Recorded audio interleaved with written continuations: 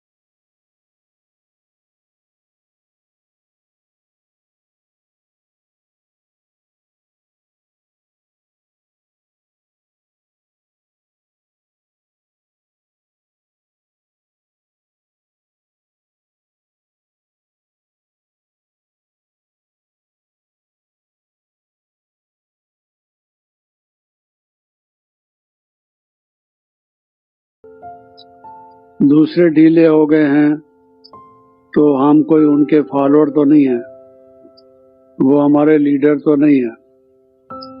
हमने उनके आधार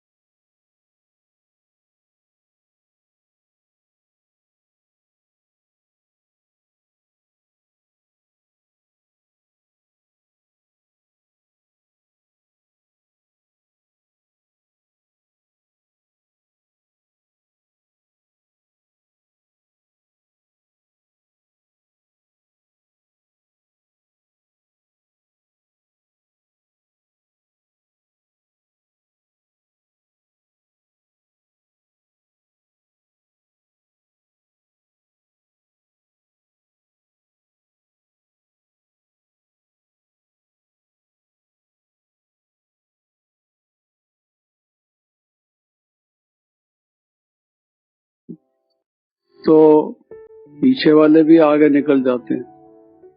आप लोगों के देखते देखते कितने ऐसे हैं जो बाद में आए ज्ञान में और आगे निकल गए। छोटी छोटी कन्याएं माता पिता के साथ आती थी, पढ़ती थी, बेबीज थी। आप उनको प्यार करते थे, बेबी कैसे है, ठीक हूँ अंकल, ठीक हूँ, ऐसे बेबीज थी। और आज वो टीचर थे, बड़े बड़े सेंटर, बड़े बड़े जोन संभालते हैं। हम और आप भी स्टूडेंट हैं उनके, वो हमारे टीचर थे। वो आगे बढ़ गए, निकल गए, जिसको हम बेबी कहते थे, और हम बेबी बन गए खुद।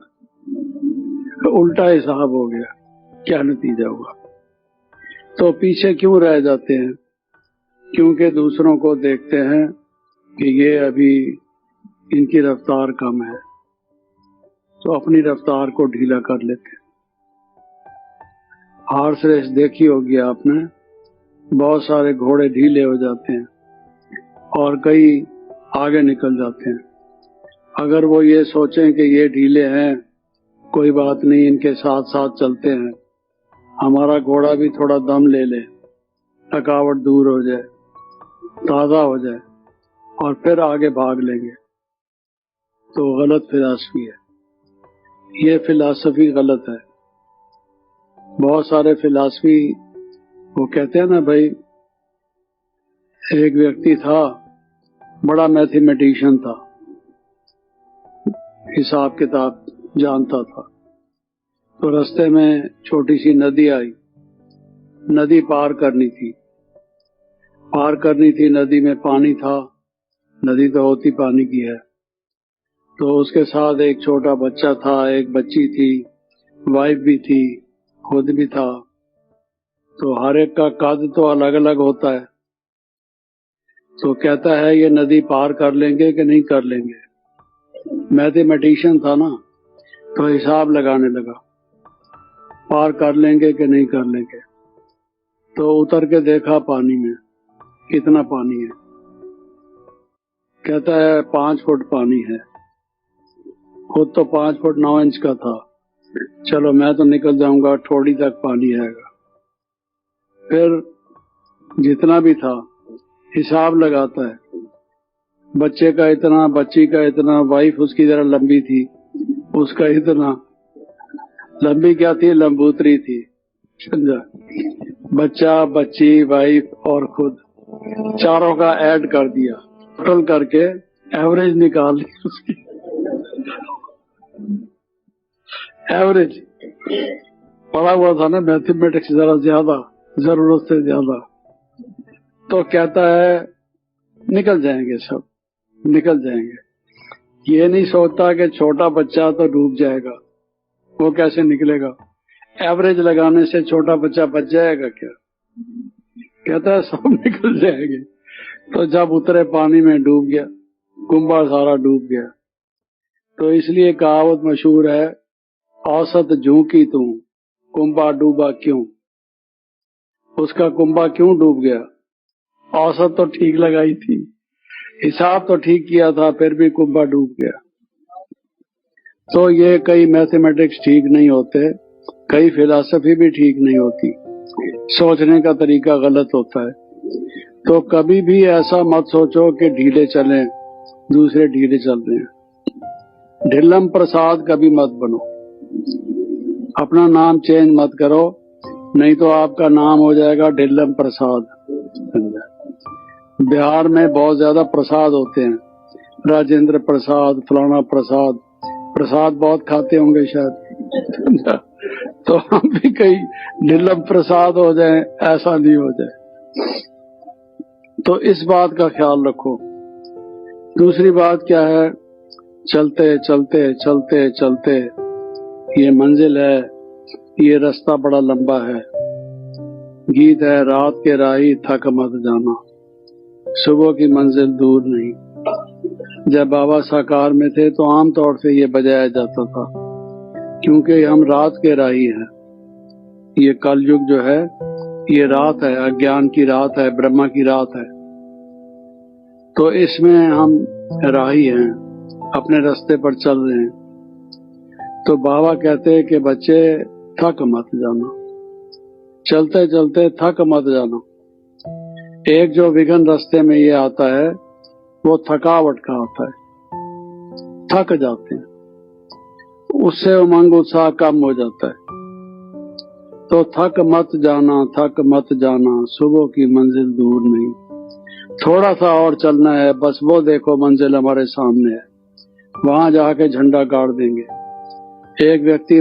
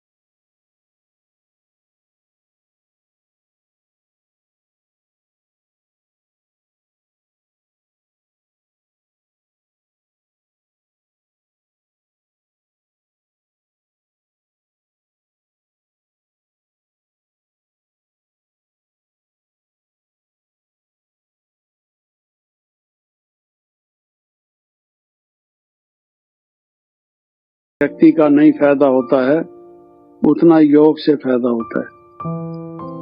तो किसी को अगर हम ये कहने लगे yoga is better than massage, तो वो शायद जो मैसाज कराने वाले हैं पैसा खर्च करते हैं तो आने लगेंगे। लेकिन योग के फायदे तो बहुत है, सारी थकावट दूर हो जाती है, सिर्फ शरीर की नहीं, मन की भी, तन की भी, मन की भी। तो ये एक सूक्ष्म रूप से जो हमारा विघ्न है, थक जाना, इस बात का ख्याल करना चाहिए। इसका अगर हमें अनुभव होता है कि हम थक रहे हैं तो समझना चाहिए कि कोई हमारे योग में त्रुटि है, ज्ञान लेने में कोई त्रुटि है। जैसे बाबा कहते हैं कि अगर कोई क्लास में बैठे हुए यानिंग करता है, उबासियां लेता है, तो समझो कि उसके पल्ले कुछ नहीं पड़ रहा है, उसको नींद आ रही है, समझ नहीं रहा है। ऐसे ही अगर इस लाइफ में चलते चलते हमें थकावट आती है तो समझना चाहिए कि हमारे पुरुषार्थ में कोई त्रुटि है, कमी है, कहीं ना कहीं कोई नुक्स है। वरना ये तो इतना एंटरटेनिंग है, इतना अम्यूजिंग है, अम्यूजमेंट लोग करते हैं, एंटरटेनमेंट करते हैं, खास उन सब से श्रेष्ठ तो ये है।